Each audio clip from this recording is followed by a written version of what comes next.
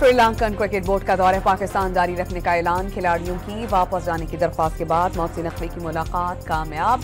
Lankan board की भी series बचाने की कोशिशें।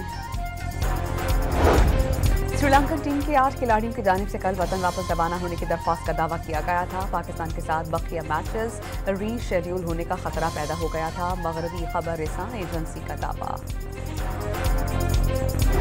कौमी असेंबली ने 27 म्यानी तरमीम की 8 तब्दीलियों के साथ मंजूरी दे दी। इजाफी तरमीम की मंजूरी के लिए बिल दोबारा सेनेट भिजवाया जाएगा।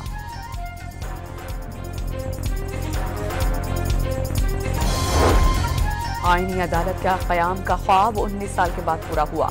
इख्तलाफ करना अपोजिशन का हक है। गालम गलोच की बजाय मिलकर मुल्क की तरक्की के लिए काम करना होगा।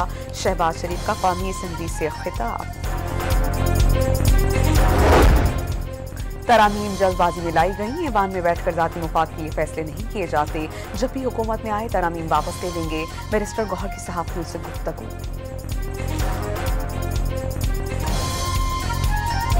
खैबर पख्तूनख्वा में जरगे का दहशतगर्दी के खात्मे के लिए सूबाई असेंबली की करारदादों पर अमल दरामद का मुतालबा। भत्ताखोरी और गैर कानूनी महसूलात बंद होने से दहशतगर्दी का खात्मा हो जाएगा। एलामिया जारी।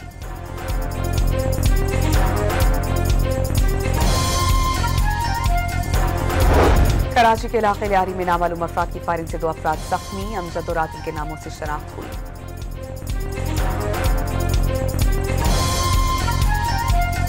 और अमरीकी सदर डोनाल्ड ट्रंप इस्राईली वज़ीर-ए-आज़म को सजा से बचाने के लिए सरगर्म। करप्शन केस में बेंजामिन नेतन्याहू को मुआफ़ी दे दी जाए। इस्राईली सदर को लिखे गए खत में दबाव।